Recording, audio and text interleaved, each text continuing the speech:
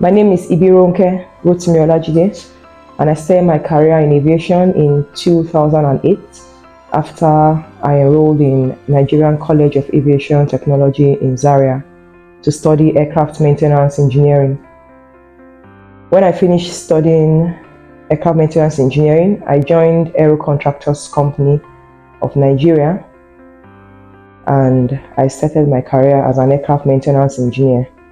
And I was trained on the Boeing 737 aircraft.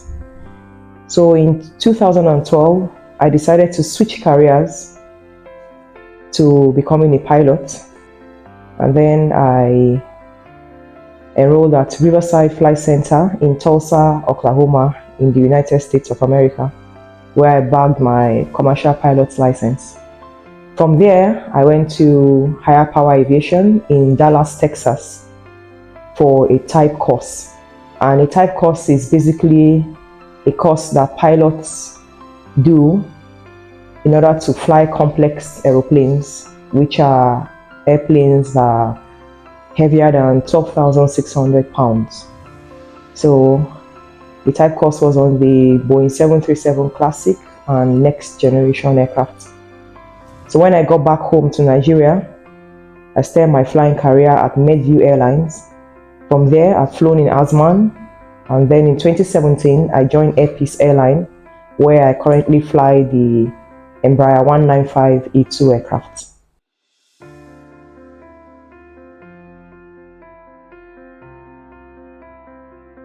Well, being the first female in Africa to fly the Embraer 195-E2 aircraft is a great feat, because in the aviation industry, is basically dominated by men. So a woman has to work twice as hard to achieve such a feat. I feel elated, I feel fulfilled, and I'll just say I'm happy. I'm happy where I've got into today. Well, it's not an easy one as a woman being in such a field, because of the times that one goes to work. Because sometimes I'm required to be at work very early in the morning, as early as 5:15 a.m. and sometimes I'm required to fly overnight and come back very early in the morning. So it's not that easy balancing family and work life. But I thank God that over the years I've been able to create some sort of balance, because I have 2 children, and in between my career I had to go on maternity leave twice. So I was offline for almost 2 years cumulatively.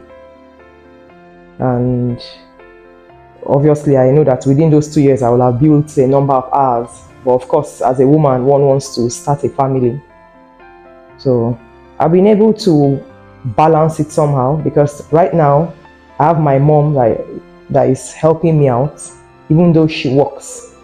But she tries as much as possible to be there for me, to be there for my children. And my husband too has been extremely supportive all through this journey.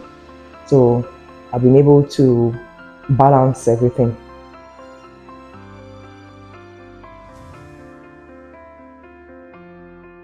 My most memorable moment is when I achieved this captain position, which was last year on the 9th of October 2023. So that was the day that I had my final check. It's like a final exam after all the rigorous training that I went through on the simulator. So when I was done, my instructor came out to give me a handshake, and he said, "Congratulations, Capt.Ibironke Rotimi-Olajide." It was a very, I'll call it a memorable day for me, a day that I'll never forget. Because at that point when he congratulated me, I just thought to myself, it's been a decade. It took me a decade to get to where I got to that particular day.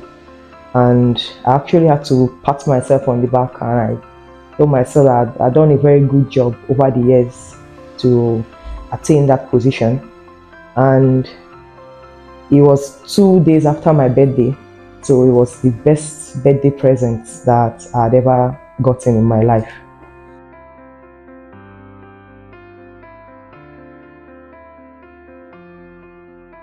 Well, the advice I have for females that want to join this industry is that they should remain resilient. And I always tell people, whatever you set your mind to do, do it. Don't procrastinate. It may be tough, but just keep going, and always have it at the back of your mind that one day you are going to achieve it. One day you are going to get there. And another thing I also let females know is that we should try as much as possible to encourage each other and to uplift each other.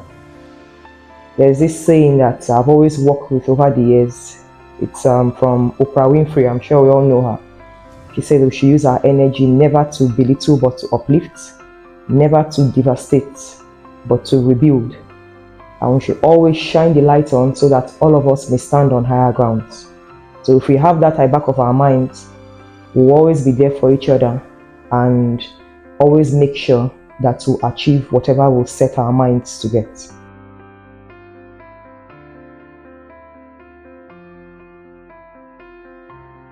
Well, initially when I started, even from flying school, it looked like something that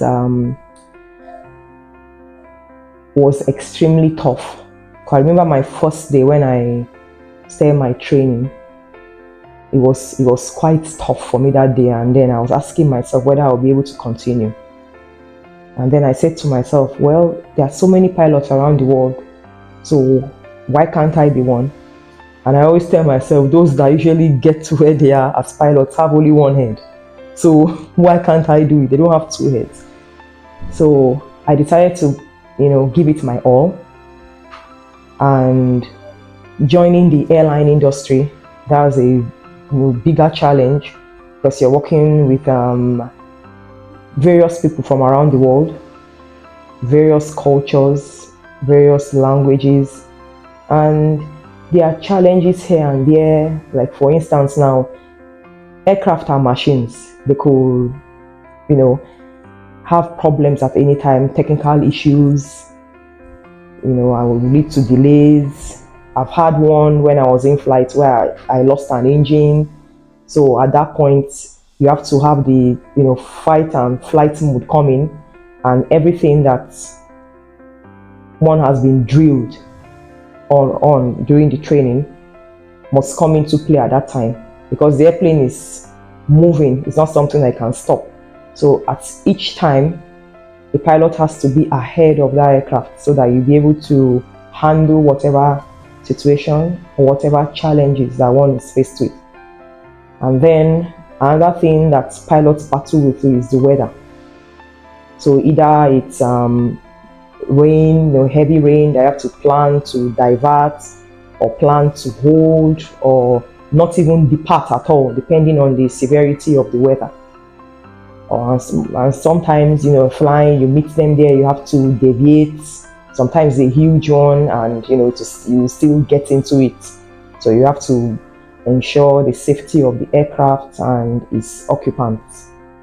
And there are other things like the operational aspects too that one has to deal with, from the ground, handling the ground staff, making sure everything has been done, the aircraft has been fueled.